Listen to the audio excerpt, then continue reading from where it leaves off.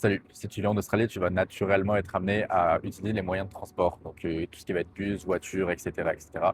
Et du coup, je me suis dit que ce serait cool de faire un petit point là-dessus, parce qu'il y a pas mal de choses que j'aurais aimé savoir, et ça m'aurait économisé pas mal de temps et d'argent. Donc voilà, je me retrouve ici pour te faire une vidéo où je vais te parler de permis international, de traduction native, je vais te parler du prix de l'essence, je vais te parler de la validité du permis en fonction des États. C'est un point qui est assez mal compris. Je vais te parler aussi de comment le prix des péages et comment est-ce que tu fais pour payer avec le système qui s'appelle Linked. Et puis voilà, en fin de vidéo, je vais même te partager un petit tip secret pour pouvoir louer une voiture gratuitement. Si tu ne me connais pas, moi c'est Aiden, ça fait un an que je suis en Australie. Là, actuellement, je suis à Melbourne. Je vais obtenir ma résidence permanente, enfin, je vais commencer à faire des études pour obtenir la résidence permanente d'ici quelques mois. Et puis voilà, si jamais tu prépares ton PVT avec mes vidéos, tu peux utiliser mon lien de parrainage pour installer l'application qui s'appelle Wise, qui va te permettre de transférer tes euros sur ton compte français en dollars australiens ici sur ton compte Westpac ou Commonwealth. C'est une application que moi-même j'utilise personnellement, qui est affiliation ou pas. Et puis c'est la seule en fait qui te permet en fait de transférer de l'argent de France à l'Australie. Et si jamais tu comptes faire Uber Eats, tu peux aussi utiliser mon lien de parrainage. Bref, ceci étant dit, concernant la validité du permis, il faut savoir que c'est un point qui est assez mal compris par les PVTistes. Du coup, sache qu'il y a une bonne et une mauvaise nouvelle.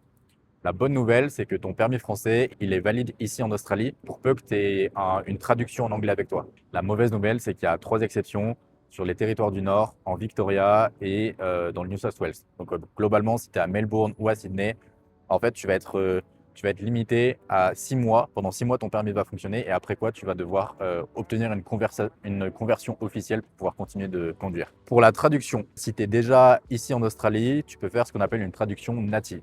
Si jamais tu es encore en France, ce qui est peut-être plus intéressant, c'est de faire la demande du permis international qui coûte 7,25 €. Je te mets le lien du site de l'ANTS pour pouvoir faire la démarche. C'est très rapide, hein. Tu remplis un formulaire, tu reçois ton permis international. Pour la traduction native, c'est un petit peu plus cher qu'une fois que tu es ici. C'est 40 $. Pareil, je te mets des liens en description pour que tu puisses t'en sortir. Et voilà, une fois que tu as passé les 6 mois, du coup, tu vas pouvoir faire la conversion pour avoir le permis officiel australien. L'avantage, c'est que la France est sur la liste A, donc tu n'as pas besoin de repasser les tests théoriques et l'examen officiel du permis de conduire. Tu vas directement pouvoir te rendre ce qu'on appelle dans un… alors à Sydney, ça s'appelle un service NSW. C'est un centre administratif d'État dans lequel tu vas pouvoir faire plein de démarches administratives. Donc, tu vas là-bas avec ton passeport, ta traduction native ou ton permis international, avec un justificatif de domicile, avec un moyen de paiement et évidemment avec ton permis, mais j'imagine que tu t'en doutes.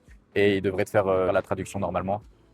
Euh, je te reparlerai peut-être parce que moi j'étais allé dans un service NSW là avant de bouger pour mes 80 jours à Adélaïde et il m'avait dit que la traduction native ça ne fonctionnait pas. Donc je sais pas trop pourquoi il m'avait dit que les démarches étaient un peu bizarres. Pourtant quand je me renseigne sur internet, tout le monde me dit que bah oui, il faut une traduction native pour convertir ton permis français en permis australien. Mais là-bas il m'avait demandé un autre truc.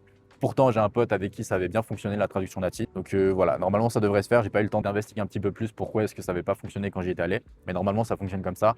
Ici à Melbourne, si jamais tu viens dans le Victoria, ça fonctionne pareil. Sauf qu'au lieu de s'appeler Service NSW, les centres administratifs ici s'appellent Vic Road. Ensuite, deuxième point, tout ce qui va concerner les dépenses liées à la voiture, c'est-à-dire que l'essence, les péages, combien ça coûte pour acheter une voiture. Il faut savoir qu'il y a beaucoup, beaucoup de voitures qui fonctionnent à l'essence, donc ça consomme beaucoup plus qu'en France. Mais à contrario, l'essence est beaucoup moins chère. C'est à peu près 2 dollars par litre. Donc ça va te revenir à 1,10 € par le litre environ.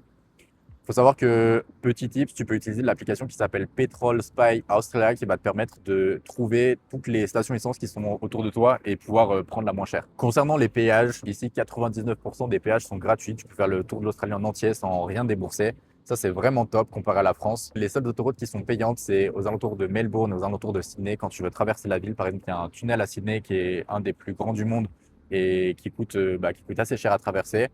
Et pour payer, en fait, tu vas pas avoir de péage directement, mais c'est toi qui vas devoir faire une déclaration sur le site de Linked. Donc en fait, le système s'appelle Linked pour payer ton péage.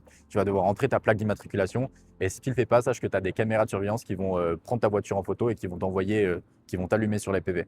Ça coûte à peu près 20 dollars pour traverser l'autoroute. C'est assez cher parce que du coup, tu peux vite te retrouver à dépenser quand même 40 dollars par jour quand tu vas au taf à Sydney.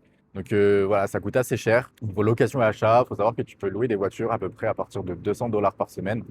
Ça dépend d'où tu es. Faut savoir aussi que si tu veux acheter, ce que je te recommanderais, ce serait du coup de trouver une voiture d'occasion. Il faut que tu la fasses vérifier par un mécano, c'est vrai, parce que tu as beaucoup d'épaves ici, des voitures qui ont déjà fait le tour de l'Australie en entier. Et si tu as un pote mécano qui peut venir checker le truc avec toi, ça peut être un petit plus.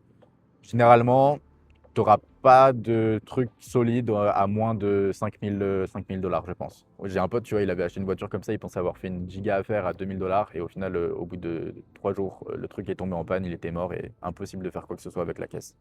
Il faut savoir que ici, c'est un peu le bordel pour se garer en ville, donc je te laisse te renseigner si jamais tu fais le choix d'investir dans une voiture, où est-ce que tu peux la stocker, parce que ça, pareil, c'est un truc qui t'allume au niveau du budget. Si tu viens pour faire de l'argent, il faut vraiment que tu fasses attention. Il faut savoir aussi que ici, un des gros dangers, c'est les kangourous sur la route, c'est-à-dire que la nuit, quand tu roules en dehors des villes, tu as pas mal de chances en fait, avec tes phares d'attirer des kangourous qui vont se mettre à sauter et se jeter devant toi. Et en fait, avec le choc, bah, déjà, tu as beaucoup de morts. Alors, tu as vraiment beaucoup d'accidents mortels à cause de ça. Ça endommage beaucoup la voiture et tu peux aussi avoir bah, tu as des assurances qui peuvent prendre ou non en compte ce genre de dommages. Donc ça, c'est courant. Il faut quand même que tu te renseignes si c'est pris en charge ou non. Et sinon, le mieux, c'est en fait juste bah, de pas trop conduire la nuit en dehors des villes. Voilà, c'est un truc assez connu en Australie, fais gaffe à ça. Voilà, maintenant que ça c'est dit, concernant les transports en commun, ça, il y a pas mal de choses à savoir. Pareil, j'aurais bien aimé qu'on m'en parle à l'avance. Tout d'abord, à Sydney, il faut savoir que à Sydney, quand tu montes dans le bus, tu vas devoir tap on et tu vas devoir tap off aussi quand tu descends parce que le prix de ton trajet il va dépendre de où est-ce que tu montes et où est-ce que tu descends. Si jamais tu oublies de tap off, tu vas être débité comme si tu avais fait le trajet en entier. Et ça revient quand même assez cher, hein. C'est souvent plus de 10 dollars. Donc t'imagines, tu te retrouves à payer 6-7 euros pour un ticket de bus. C'est assez énorme. À savoir aussi, te fais pas avoir parce que quand tu taponnes, on a tous cette notification au début quand on arrive à Sydney où tu vois en gros sur ta banque qui te dit que le prix est de 1 dollar. Donc tu dis, ah putain, trop bien, 60 centimes le trajet. En fait, non, c'est le temps que la banque processe la durée de ton trajet et du coup le prix effectif de ton trajet. Donc, te fais pas avoir par cette notification. Sache que si tu veux suivre tes dépenses à Sydney, tu peux aller dans n'importe quel 7-Eleven ou n'importe quelle station de train et tu demandes à acheter une carte Opal. Opal, donc c'est le réseau de transport en commun à Sydney. Et en ayant la carte, en fait, tu vas avoir l'application sur laquelle tu vas pouvoir verser de l'argent. Tu auras un solde. Tu vas passer ta carte au lieu de mettre ta carte bancaire. Et à chaque fois que tu vas descendre du bus en passant ta carte Opal, ça va t'afficher le prix de ton trajet. Donc ça te permet un peu mieux de suivre tes dépenses. Avec ça, tu as une application pour suivre un petit peu toutes les dépenses de ta semaine. Savoir aussi que tu es limité à 50 dollars maximum par semaine. Donc voilà, ça peut vite revenir cher, mais tu as au moins cette limite qui te permet de pas trop te faire allumer sur les bus, même si c'est quand même, rends-toi compte, hein, ça te fait à peu près 110 euros, 120 euros par mois pour les transports publics. Petit mot à Adelaide, parce que j'y ai été. Je sais pas comment ça fonctionne dans les autres villes australiennes, mais à Adelaide, tu peux acheter le pass à 28 jours pour 120 dollars. Voilà, je ne le savais pas. Du coup, en fait, pendant 3 mois, je dépensais 6 dollars par trajet quasiment. Et à la fin, j'aurais pu, en fait, je me rends compte que j'aurais pu économiser 300 dollars si j'avais eu connaissance de cette offre. Bref, un autre truc que j'ai complètement oublié de te dire et qui est très important, c'est qu'ici en Australie, il faut absolument que tu fasses un signe au conducteur pour qu'il s'arrête pour les bus. Parce que sinon, il continue. Et ça m'est arrivé plusieurs fois en rentrant du taf où j'étais mort épuisé à voir mon bus qui passe devant moi et devoir attendre 30 minutes le prochain. Je pense que ça t'arrivera aussi, mais voilà, histoire que ça t'arrive peut-être moins, je te le dis maintenant.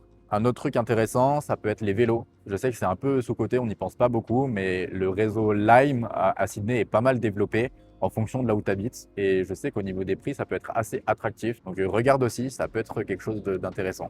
Voilà, j'arrive à la fin de cette vidéo. Maintenant, le petit bonus dont je t'ai parlé en introduction, c'est-à-dire pour pouvoir louer ta voiture gratuitement ici, il y a un système qui s'appelle Transfer Car. C'est-à-dire que tu as des loueurs de véhicules qui doivent bouger certains véhicules d'une ville à une autre, des fois en un certain délai assez réduit, et qui, pour ce faire, en fait, ils font une annonce sur Transfer Car en disant, bah voilà, il y a tel camping-car qui doit bouger de Melbourne à Sydney à telle date. Vous pouvez le louer pour 1 euro et vous avez le camping-car pour vous.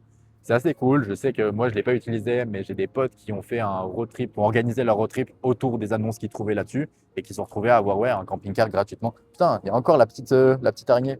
Et qui se sont retrouvés à avoir un camping-car gratuitement pour avoir un super road trip. Donc voilà, check. Des fois, il n'y a rien, mais des fois, tu peux avoir des super offres. Si tu as trouvé cette vidéo pertinente, encore une fois, tu peux utiliser mon lien pour télécharger Wise et transférer tes euros de ton compte français sur ton compte australien. Tu peux aussi utiliser, encore une fois, pour me soutenir, mon lien de parrainage Uber Eats. Et puis voilà, c'est donnant-donnant. J'essaie de t'apporter un maximum de tout ce que j'ai appris ici pendant mon année de PVT. Et puis pour toi, bah, ça coûte rien. Sur ce, la prochaine vidéo portera sur comment faire un maximum d'argent ici en Australie, notamment par le biais de la construction.